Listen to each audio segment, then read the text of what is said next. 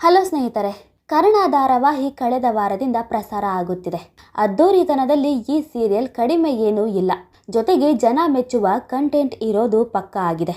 ಆದರೆ ಸಮಸ್ಯೆ ಏನು ಗೊತ್ತಾ? ಕರ್ಣ ಡಾಕ್ಟರ್ ಬಿಲ್ಡಪ್ ಜಾಸ್ತಿ ಆಯ್ತು ಅಂತ ಅನ್ನಿಸ್ತಾ ಇಲ್ವಾ? ಈಗ ಇಂತಹದ್ದೊಂದು ಮಾತು ಹೇಳಿದರೆ ವೀಕ್ಷಕರು ಕಿಡಿಕಾರಬಹುದು.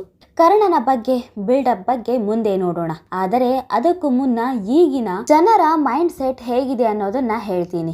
ಈಗೇನಿದ್ದರೂ ರೀಲ್ಸ್ ಕಾಲ, ಅಂದ್ರೆ ಸೆಕೆಂಡ್ ನಲ್ಲಿ ಇರೋದನ್ನಷ್ಟೇ ಜನ ನೋಡೋದು. ಆದರೆ ಅರ್ಧ ಗಂಟೆ ಕೂತು ಸೀರಿಯಲ್ ನೋಡ್ತಾರೆ ಅಂದರೆ ಅವರ ಅಭಿರುಚಿ ಸೀರಿಯಲ್ ಕಡೆ ಇದೆ ಅಂತಾನೆ ಅರ್ಥ.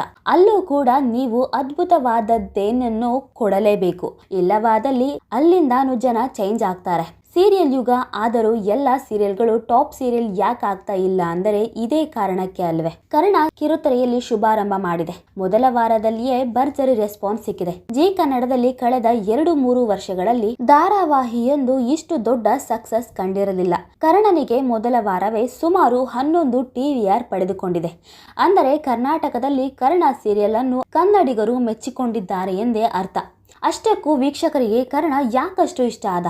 ಈಗ ಕರ್ಣ ಸೀರಿಯಲ್ ನ ಪ್ರಮುಖ ಪಾತ್ರಧಾರಿ ಕರ್ಣನ ವಿಚಾರಕ್ಕೆ ಬರೋಣ. ಕರ್ಣ ಒಬ್ಬ ಪ್ರಸೂತಿ ಡಾಕ್ಟರ್ ಅನ್ನೋದು ಈಗಾಗಲೇ ಗೊತ್ತಾಗಿದೆ. ನಗುಮುಖದ ಚೆಲುವ ಕೂಡ. ಕರ್ಣ ಡೆಲಿವರಿ ಮಾಡ್ತಾನೆ ಅಂದ್ರೆ ಅಲ್ಲಿ ಸುಸೂತ್ರವಾಗಿ ಹೆರಿಗೆ ಆಗುತ್ತೆ. ಭೂಮಿಕಾಗಿ ಅಷ್ಟು ಕಷ್ಟದ ಹೆರಿಗೆಯನ್ನೇ ಸುಲಭವಾಗಿ ಮಾಡಿಸಿದ ಅಂದರೆ ಅಲ್ಲಿಗೆ ಕರ್ಣನ ಅನುಭವ ಎಷ್ಟು ಅನ್ನೋದು ಅರ್ಥ ಆಗಿರುತ್ತೆ. ಇದು ಖುಷಿ ವಿಚಾರ. ಆದರೆ ಸಿಹಿಯನ್ನೇ ಅತಿಯಾಗಿ ಕೊಟ್ಟರೆ ವಾಕರಿಕೆ ಬರುತ್ತಲ್ವಾ? ಆ ರೀತಿ ಆಗಬಾರದು ಅಂತ ಅಂದರೆ ಸೀರಿಯಲ್ ಶುರುವಾಗಿ ಇಷ್ಟು ದಿನ ಆಗಿದೆ. ಬರೀ ಡೆಲಿವರಿ ಕೇಸ್ಗಳನ್ನೇ ನೋಡಿದ್ದೇ ಹೆಚ್ಚಾಯಿತು ಅನ್ನೋದು ವೀಕ್ಷಕರ ಅಭಿಪ್ರಾಯ. ಇದರ ಜೊತೆಗೆ ಇಲ್ಲೊಂದು beautiful one way love story ಶುರುವಾಗಿದೆ. ಅಜ್ಜಿ ಮೊಮ್ಮಕ್ಕಳ ಬಾಂಧವ್ಯವಿದೆ. ಅಪ್ಪ ಅಮ್ಮನಿಲ್ಲದೆ ಬೆಳೆದ ಮೊಮ್ಮಕ್ಕಳನ್ನ ಸಾಕಿ ಸಲಹಿದ ಕಷ್ಟಗಳಿವೆ. ಬಹಳ ಮುಖ್ಯವಾಗಿ ಕರ್ಣನ ರಹಸ್ಯವಿದೆ. ಹೌದು, ಇದೆಲ್ಲ ಈಗಲೇ ತೋರಿಸಿದರೆ ಆಗುತ್ತಾ?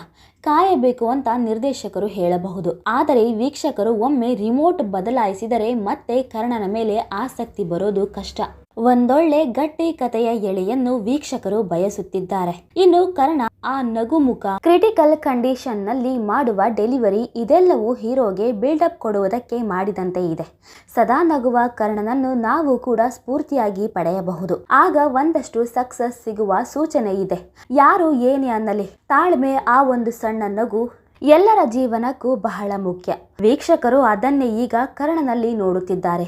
ರಿಯಲ್ ಲೈಫ್ ನಲ್ಲೂ ಇಂತಹ ಒಬ್ಬ ಡಾಕ್ಟರ್ ಸಿಗಬಾರದೆಂದು ಆಸೆ ಪಡುತ್ತಿದ್ದಾರೆ.